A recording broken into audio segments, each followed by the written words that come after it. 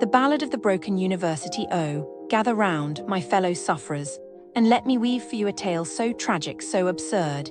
It could only be born from the halls of Universidade Metropolitana de Santos, a place where dreams go to wither like forgotten houseplants. Picture this: you, a hopeful student, arrive at the sacred gates of knowledge at 9 a.m. sharp because the website promised the office would be open. But no, the universe laughs. The doors remain barred until noon, as if education is a vampire that only wakes at high sun.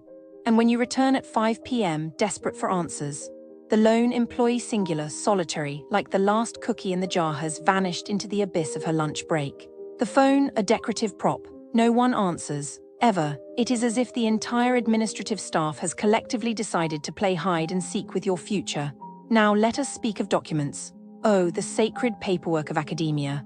My dear, sweet wife needed her historico escolar, simple record of her studisto transfer to a new school. But no, Universidade Metropolitana de Santos does not believe in free things. 100 reais they demanded, like highway robbers in tweed jackets.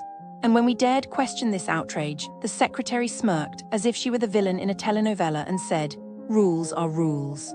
But here is the twist, my friends, this is illegal. The law is, the actual law says they cannot charge for transfer documents. Yet here we are, held hostage by bureaucracy and a woman who clearly missed her calling as a cartoon antagonist. And let us not forget the EAD students, those brave souls who dared to believe they could learn from afar. Half foolish mortals. The university treats them like ghosts, unseen and unheard. Documents vanish into the void. Emails go unanswered. Contracts must be signed again because apparently the first ones were swallowed by the same black hole that consumes all accountability. And when a student dares to ask why, silence, a void, a digital shrug. Oh, but the physical campus, a place where water is a myth, cleanliness a fantasy. Imagine, if you will, a graduation photo shoot, a moment meant to be immortalized in joy.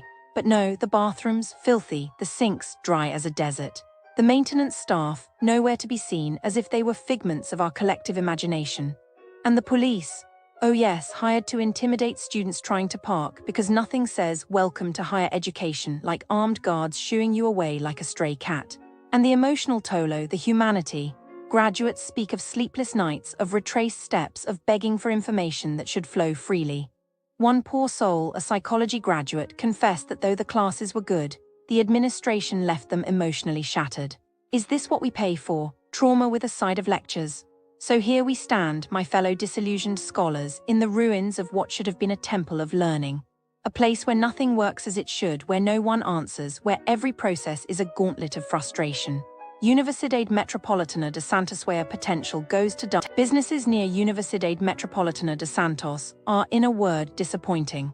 Visitors expecting quality service, fair prices, or even basic respect will leave feeling cheated, frustrated, or outright insulted.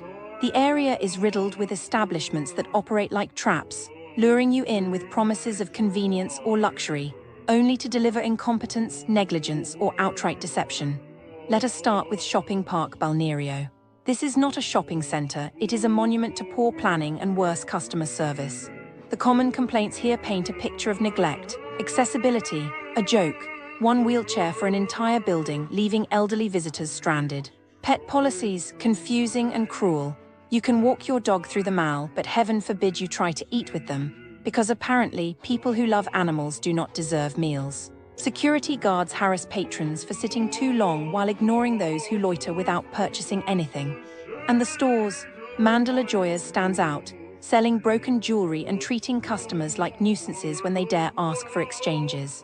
The overall atmosphere, irritating music, hostile staff, and a lingering sense that management does not care.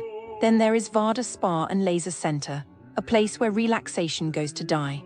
The reviews are a horror story of botched services, false advertising, and aggressive upselling. Book a simple haircut, expect to be charged extra for hair length you were never warned about. Want a manicure? Prepare for uneven polish, bleeding cuticles, and a technician who argues when you say it hurts. Groupon deals, a scam. They lure you in with discounts, then demand more money once you arrive, holding your credit card hostage. Deep tissue massages leave you in more pain than before. The only consistency here is disappointment. Tamakieria Santista is where good sushi dreams go to rot. Orders arrive wrong, late, or not at all. Delivery drivers mix up addresses, then blame the building staff. The fish, sometimes fresh, sometimes suspiciously close to spoiled. Loyalty programs are a maze of hidden rules. Collect 10 tickets for a free temaki, but only on Tuesdays after buying 2 more at full price. And do not even think about asking for extra tear sauce without an extra charge. The arrogance is staggering. Customers treated like beggars for daring to expect what they paid for.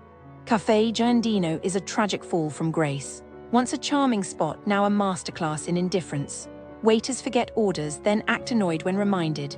Coffee arrives cold, food arrives wrong, and complaints are met with shrugs. The Bloody Mary, a salty abomination. The ambience, ruined by cleaning chemicals or blaring street music. The upper floor, beautiful but perpetually closed. Because why let customers enjoy the space when you can herd them into a cramped, noisy corner? Wine Bar Laticinio's Marsillo is the final insult. A place that cannot decide if it is a wine shop or a restaurant, failing at both. The codfish is so tough it could double as pavement. The service, slow, forgetful, borderline hostile. Tables are cramped, portions are meager, and the prices astronomical for what amounts to mediocre cafeteria food. The only thing consistent here is the regret. So what should travelers expect near Universidade Metropolitana de Santos? A landscape of broken promises. Businesses that cut corners, overcharge, and shrug when called out. The pattern is clear: lack of training, lack of accountability, and a blatant disregard for customer satisfaction. If you must visit, bring patience, lower your expectations, and keep receipts.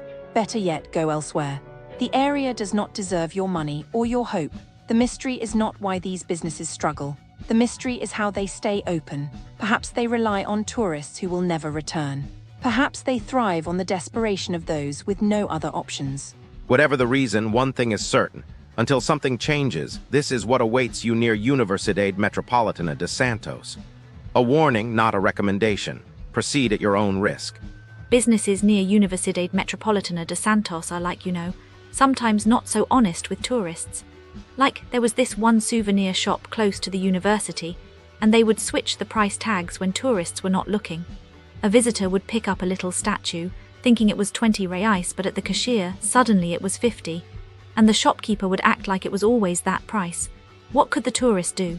They probably paid because they did not want trouble, and then they left feeling cheated, maybe even stopped trusting other shops. The shopkeeper probably kept doing it until someone complained loud enough. Then there are the restaurants near Universidade Metropolitana de Santos that add extra charges to the bill. Like you order a simple meal, but when the bill comes, there are fees for table service or bread you did not ask for. Tourists in a hurry might not check, just pay and leave. Later they realized they were tricked. I think they felt stupid, maybe even angry, but what could they do? They were only here for 2 weeks, not worth fighting over a few reais. The restaurant, still there, still doing it because tourists come and go, and no one stops them. Oh, and the worst one, the fake taxi stands near Universidade Metropolitana de Santos.